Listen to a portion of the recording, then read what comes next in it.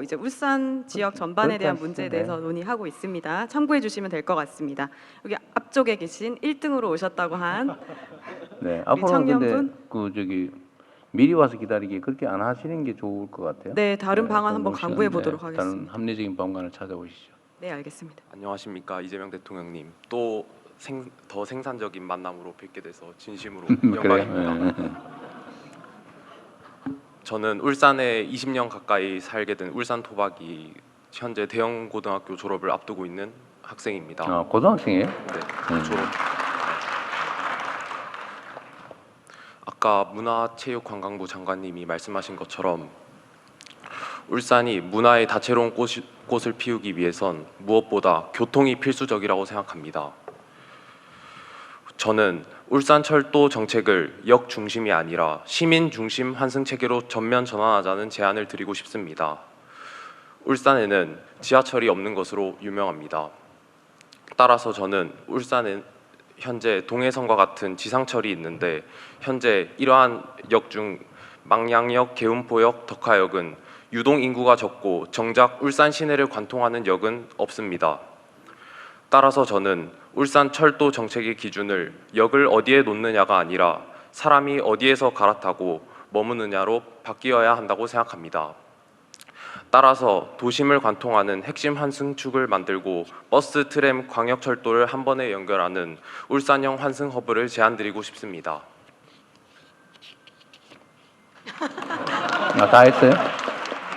울산역 됐습니다. 울산역 환승센터 거기 개발 계획들은 기본적으로 몇 가지 있던데 울산시에서도 다 챙기고 있는 사안이죠. 정부 지원이 필요한 것들은 저희가 하기로 한 것도 있는 것 같고 그건 조금 지켜봐 주시면 조금 성과가 있을 겁니다. 네, 감사합니다. 저기 맨 뒤로 가겠습니다. 뒤에 종이를 흔들고 계시는 남성분, 네, 질의 주십시오.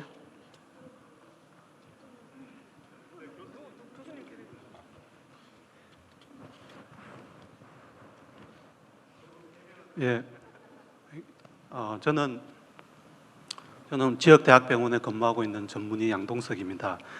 대통령께 전문의시라고요? 예, 그렇습니다. 그러세요? 예, 대통령님께 공공병원 확충에 대해서 건의드리고자 합니다. 울산의 인구가 110만 명인데 울산에 이제 국립대 병원이라든지 어려운 공공종합병원이 하나도 없습니다. 그래서 구형군 산모라든지 소아들 같은 경우에는 인접 지역으로 가고 있습니다.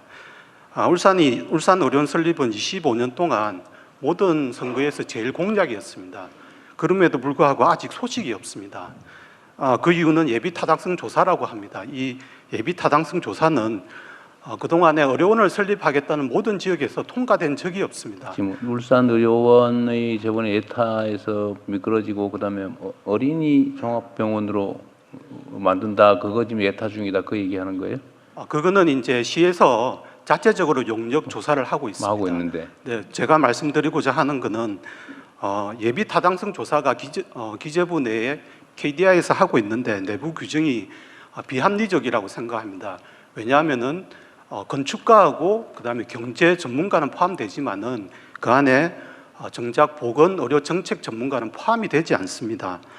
지난 시기에 우리나라가 코로나 때 경제 손실만 해도 120조였고 7만 7천 명이 추가로 사망을 하였습니다. 그렇기 때문에 울산 같은 경우는 특히나 의료원이 없어가지고 인접 시도에 환자들을 보내고 그런 어떤 공공병원이 없는 민낯을 저희들이 보았습니다. 그래서 저희들은 이 의료원 설립이 단순하게 경제적 문제가 아니라 가장 경제적인 투자이고 모든 세대를 위한 최소한의 사회재산이라고 생각을 합니다. 그래서 지금 전국적으로 의료원 설립을 요청을 하고 있는데 아직 중앙정부에서는 말은 하시는데 실질적으로 되고 있지 않습니다. 왜냐하면 중앙정부에서도 재정적인 지원이 필요함에도 불구하고 재정적인 지원을 하지 않고 코로나 시기에 가장 헌신적으로 했던 의료원에 대해 가지고 의료원이 아직도 힘들어하고 있습니다. 경제적으로 지원을 받지 않기 때문에 진료도 되지 않고 경영도 되지 않습니다. 그래서 울산 의료원 설립은 기재부는 예타를 핑계 삼고 그다음에 울산시는 운영비를 걱정하고 용역만 4년째 하고 있습니다. 그래서 대통령께서는 전국의 울산을 비롯한 전국의 그 어려운 설립에 있어서 예비 타당성 조사에 대해 가지고 특히 울산 같은 경우는 면제를 해주셨으면 합니다. 아울러 장기적으로 공공병원 설립을 할 수 있는 마스터 플랜을 좀 마련해 주셨으면 하고요. 질 좋은 의료원이 운영될 수 있도록 공공의료기금 등을 마련해 주셨으면 좋겠습니다. 지난 두 차례 선거에서 울산의 제1 공약은 의료원 설립이었습니다. 그래서 대통령님께 약속을 지켜달라고 말씀은 드리지 않겠습니다. 왜냐하면 울산 시민들은 이 문제가 생존권의 문제라고 생각을 하고 있습니다. 그래서 이 의료원 설립은 가장 경제적이고 효율적인 투자라고 생각을 하고 있습니다. 그래서 대통령께서 좀 많은 점검과 그다음에 약속을 부탁드립니다. 이상입니다. 네, 제가 울산에 의료원 짓는 공약을 했던 거예요? 네? 아까 어린이 특화병원, 네. 지금 그 얘기는 아닌 것 같고, 공공의료원 얘기는 사실은 아시는 분 계실지 모르겠는데, 제가 정치를 시작하게 된 게 성남의료원 짓자 말자 싸우다가 감옥 가고 이러는 바람에 에이, 내가 내 손으로 지어야 되겠다 이래서 정치를 시작해서 성남의료원을 성남시 자체 예산으로 지었는데, 거기에 얼마 전에 가봤더니 뭐 적자가 많이 나가지고 민간 위탁한다고 싸우고 있고, 적자가 왜 났나 봤더니 뭐 여러 가지 이유가 있겠지만 정부에서 코로나 때, 하필은 코로나 때 개원을 했거든요. 그때 소위 그 뭐라 그럽니까, 그 감압병실이라고 그러나? 음압병실? 네, 음압병실이 약 30개 있었는데 전국에 음압병실 다 합쳐도 성남의료원 한 개만 못 하더라고. 그래서 공공의료원을 지었는데, 그때 정부에서 공공의료원들 코로나 전용 시설로 전환하면 지원해 주겠다고 약속을 했는데, 실제로는 손해를 엄청나게 보고 다시 또 복구하려니까 일반 환자들이 잘 안 와서 적자가 계속 확대되는데, 이거 정부가 책임져야 되지 않느냐고 다투고 있더라고요. 그래서 내가 지금 복지부한테 그 지원해 주기로 약속한 거 지원해 줘야 되는 거 아니냐 지금 이래가지고 검토 중입니다. 이 공공의료원 문제는 예를 들면 이제 정부가 지으면 정부가 아마 절반쯤 아마 건축비를 부담하게 됐을 거예요. 절반인가요? 땅을 내고 건축비는 정부가 내요. 정부로 그렇다면 제가 알기로는 부분 부담인 줄 알았더니, 대지는 지방자치단체가, 건축은 건축과 장비, 의료 장비는 중앙정부가 이렇게 돼 있어요. 그리고 지방에서 지으면 중앙정부에서 일부 지원을 하게 돼 있는 것 같던데. 네. 그런데 이거 이제 중앙정부 입장에서 생각을 해보면 전국에 이런 공공의료원 수요가 엄청 많아요. 대한민국에는 공공의료 비중이 뭐 10% 미만일 거예요, 아마. 다 이제 일반 병원이죠. 민간 병원들이에요. 그래서 우리는 공공의료를 확충해야 된다고 저는 그렇게 생각하고, 그런데 대한민국이 이렇게 정책 방침은 지금까지는 공공의료원을 늘리는 것에 대해서는 반대 의견이 많죠. 그런데 만약에 지금 상태에서 공공의료원을 짓는다, 이제 시작한다고 하면 어디부터 해야 될까? 울산부터 해야 될까?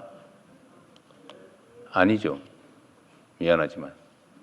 울산은 객관적으로는 다른 지방 정부들보다는 매우 상태가 좋아요. 다른 데는 더 엉망이라 말이죠. 재정 상황이. 그래서 우선순위로 따지면 아마 뒤로 한참 밀리겠죠. 그게 좋은 거예요, 사실은. 다른 데보다 낫다 그 말이에요. 슬픕니까? 그래서 다른 지역, 만약에 정부에서 공공의료원을 지어야 된다면 울산부터라고 하는 건 논리적으로 말이 안 됩니다. 다른 데부터 먼저 해야 돼요. 그래서 제가 한 가지 우리 전공의 분이시라는데 공공의료에 관심이 많으신 분 같아요. 저런 분 잘 없거든요, 사실은.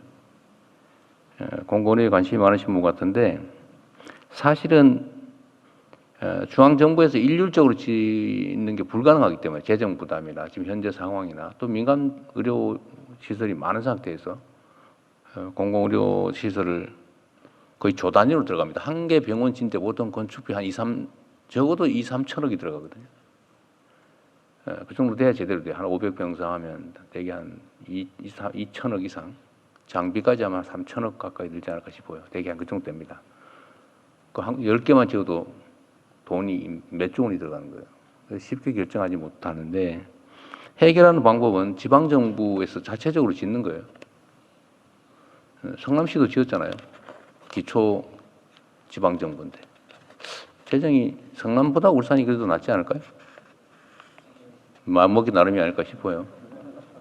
결국 정책 판단이 문제죠. 이게 돈이 남아서 하는 일은 아니고 진짜 긴급하고 다른 것보다 중요하다고 생각하면 하는 거예요.